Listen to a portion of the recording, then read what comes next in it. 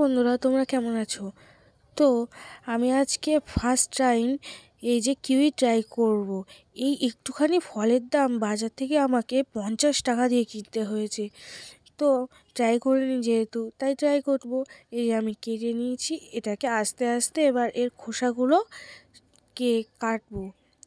তো এই যে আস্তে আস্তে এই খোসাগুলোকে আমি এইভাবে তুলছি, কারণ কাটছিল না যেহেতু ফলটা খুব পেকে গেছিলো। তো আমার এই যে এখানে ছাড়ানো হয়ে গেছে, আস্তে আস্তে আমি গোল গোল করে কাটছি। তো এই যে কেটে নিয়েছি, আমার বেশ ভালোই লাগছে দেখতে। তো দেখতে তো ভালোই লাগছে, খেতে কেমন সেটাই আবার ট্রাই করতে হবে। তো খেলাম, আমার খুব টক লেগেছে, আবার মিষ্টি মিষ্টিও লেগেছে।